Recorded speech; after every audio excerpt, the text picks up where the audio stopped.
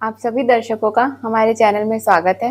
Good morning ma'am. Good morning. Ma'am, मुझे बहुत खुशी हो रही है कि हमने ये चैनल शुरू किया। मैम, आपको ये चैनल शुरू करने का विचार कैसे आया?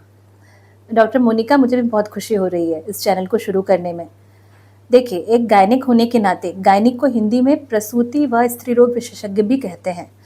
तो मैंने ये देखा कि महिलाएं जो हैं, इनको जो भी समस्याएं होती हैं, ये पारिवारिक जिम्मेदारी के कारण छुपाती हैं, ये शेयर नहीं करती किसी से।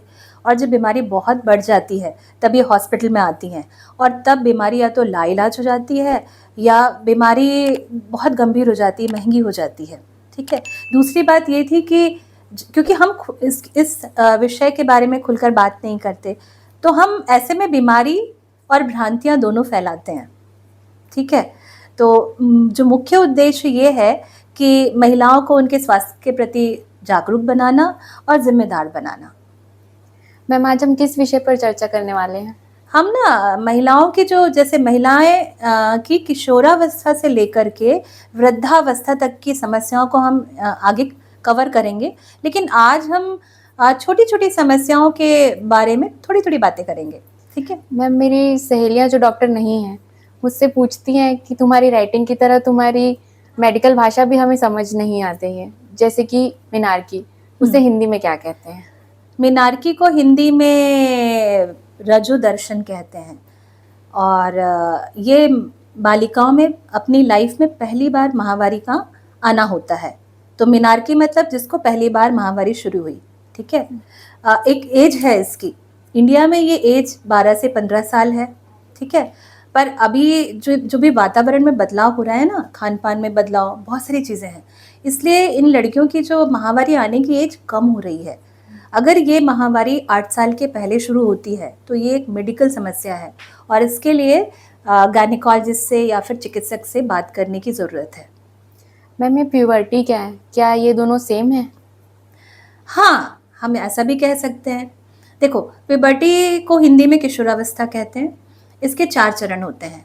तो सबसे पहले कि हाइट का बढ़ना, उसके बाद प्राइवेट पार्ट्स में बाल आना, और तीसरा छाती में उभार या स्तनों का विकसित होना, और चौथा जो आखिरी किशोरावस्था का अंतिम चरण होता है वो माहवारी का आना। माहवारी का आना मतलब कोई भी लड़की माँ बन सकती है।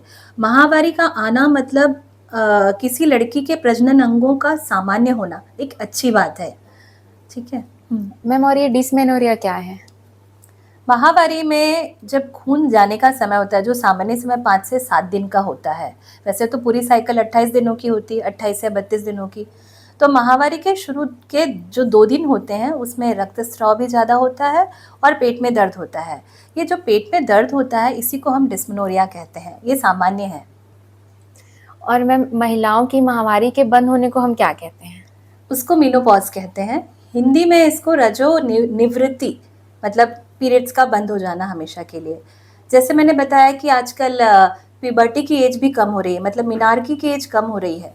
जैसे 11 साल के आसपास पीरियड शुरू हो रहे हैं, वैसे ही महिलाओं में ये अब 45-46 वर्ष में हो रहा है। पहले क्या था कि एक 50 से 55 की एज में मेनोपॉज होता था, पर अब सब धीरे धीरे कम हो रहा है, या पहले हो रहा है समय से। Good morning ma'am. Good morning ma'am, leucorrhoea क्या होता है मैम? ल्यूकोरिया को हम श्वेत प्रदर कहते हैं, और ये एक सामान्य समस्या है। बहुत सारी महिलाएं और किशोरी इस समस्या को लेकर ओपीडी में आती हैं। तो दर्शकों, ये बताना ज़रूरी है कि क्या सामान्य है। अगर किसी को ट्रांसपेरेंट पानी की तरह डिस्चार्ज हो रहा है, जो बदबू रहित है, कम मात्रा में है, जो कि सामान्यतः पीरियड आने के पहले, पीरियड आने के बाद, ख़त्म होने के बाद और पीरियड के बीच में, मतलब 28 दिनों के साइकिल के 14 दिनों के आसपास अगर होता है तो वो सामान्य है। यदि वो बदबूदार, गाढ़ा, चिपचिपा है और साथ में अगर खुजली वगैरह की शिकायत है, तो वो दिखाता है कि संक्रमण की संभावना हो सकती है। इसके लिए चिकित्सक को दिखाने की ज़रूरत है। Okay ma'am. मैम, ये पीसीओडी क्या होता है? पीसीओडी का full form polycystic ovarian disease है। दर्शकों, महिलाओं में एक गर्भाशय होता है, 2 परख नली और 2 अंडाशय होती हैं। एक अंडाशय माहवारी के समय, माहवारी के 28 दिनों में एक अंडाणु बनाता है और वो अंडाशय से निकल जाता है। जब माहवारी में अंडाणु नहीं बनते, या अंडाणु अपूर्ण रूप से बनते हैं तो बहुत सारे सिस्ट अंडाशय में हो जाते हैं। इसको हम पॉलीसिस्टिक ओवेरियन डिसीज कहते हैं। लेकिन ज़्यादातर समय पर ये देखा गया है कि पॉलीसिस्टिक ओवेरियन डिसीज माहवारी में अनियमितता पैदा करती है। पर जब ये पूरे सिस्टम को इन्वॉल्व कर लेता है, जैसे कि वजन का बढ़ना और चेहरे पे बाल आना और बहुत सारी समस्याएं, तो हम इसको पॉलीसिस्टिक ओवेरियन सिंड्रोम कहते हैं, जो एक गंभीर समस्या है और ये आगे जाकर के बहुत सारी बड़ी समस्याओं को जन्म देती है। इसलिए चिकित्सकों को दिखाना ज़रूरी है। Okay ma'am. मैम ये फाइब्रॉइड क्या होता है? क्या ये कोई कैंसर है? नहीं नहीं, कैंसर तो बिल्कुल नहीं है। फाइब्रॉइड को हिंदी में रसौली कहते हैं। जी। जैसे मैंने बताया कि गर्भाशय जो होता है, उस गर्भाशय की मांसपेशियों में गठान हो जाती है और ये भी माहवारी में अनियमितता, पेट में दर्द जैसी समस्याएं देता है।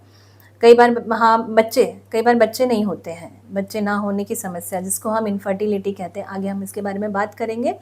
लेकिन एक बात कहना चाहूँगी कि ये कैंसर में बदल सकता है, जो 1000 में एक आध केस हो सकता है, लेकिन इसके लिए बहुत समय लगता है, 10 से 20 साल। जी। ये घबराने की ज़रूरत नहीं है। मैम इनफर्टिलिटी के बारे में बताइए। हाँ, इनफर्टिलिटी को हम सामान्य भाषा में बांझपन कहते हैं और डॉक्टरी भाषा में अगर मैं कहूँ, कोई भी कपल शादी के बाद 1 साल तक सामान्य शारीरिक संबंध के बाद अगर प्रेग्नेंट नहीं हो पाती है, गर्भधारण नहीं हो पाता है, हम उसे इनफर्टिलिटी कहते हैं। पर 1 साल के पहले हम उसे इनफर्टिलिटी लेबल नहीं करते। जी। मैम ये अबॉर्शन की नई गाइडलाइंस के बारे में बताइए ना। डॉक्टर एकता, इसके पहले ना मैं एबॉर्शन क्या है उसके बारे में बताना चाहूँगी। Yes ma'am. तो गर्भपात जो कि हम हिंदी में कहते हैं, ये 2 तरीके का होता है। एक स्वतः गर्भपात, मतलब कोई भी महिला को गर्भावस्था की प्रारंभिक महीनों में अगर गर्भ गिर जाता है अपने आप, ये हो गया गर्भपात। लेकिन अगर किन्हीं कारणों से चिकित्सक उस गर्भपात कराते हैं, वो उसे हम MTP भी कहते हैं, मेडिकल टर्मिनेशन ऑफ प्रेगनेंसी। पुराने नियमों के अनुसार, नियम 2021 के पहले नियम 1971 के अनुसार कोई भी महिला 5 महीने या 20 हफ्ते के पहले गर्भपात करा सकती थी। ये कानूनी रूप से जायज़ है।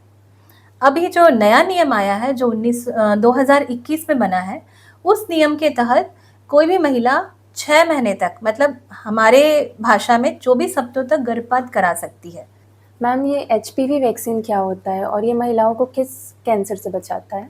HPV एक वायरस है जिसको हम ह्यूमन पैपिलोमा वायरस कहते हैं, जैसे कोविड वायरस है। तो ये वायरस गर्भाशय के मुख को संक्रमित करता है और ये शारीरिक संबंध से पुरुष से महिला को मिलता है। 90% केसेस में ये माना गया है कि HPV वायरस गर्भाशय के मुख के कैंसर को पैदा करता है। तो यदि हम समय रहते इस कैंसर को पहचान लें या हम इससे बचाव कर लें, तो मरीज की जान बच सकती है। ये जो वैक्सीन है, ये 9 से 15 साल की उम्र की लड़कियों को लगाया जाता है। अगर हम नहीं लगा पाए तो हम इसको 45 वर्ष तक भी लगा सकते हैं, पर जल्दी लगाया जाए तो इसका असर भी काफ़ी समय तक रहता है। HPV वैक्सीन कई तरीकों का होता है। अभी हाल में ही भारत सीरम इंस्टीट्यूट द्वारा ये बनाया जा रहा है, जो काफ़ी कम दामों में उपलब्ध होगा। तो अगर हम किसी बालिका को ये वैक्सीन हम लगवा देते हैं, तो भविष्य में बच्चेदानी के मुख के कैंसर की संभावना ना के बराबर रहेगी।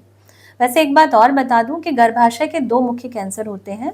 एक कैंसर जो होता है वो गर्भाशय के अंदर की परत में होता है, और दूसरा कैंसर तो मैंने आपको बता ही दिया, जो गर्भाशय के मुख का कैंसर होता है। तो दर्शकों, आपको ये एपिसोड कैसा लगा, इसके बारे में आप कमेंट बॉक्स पर लिखें, और आपके मन में अगर और कोई समस्या आती है जिसके बारे में आप जानकारी चाहते हैं, उसके बारे में भी लिखें।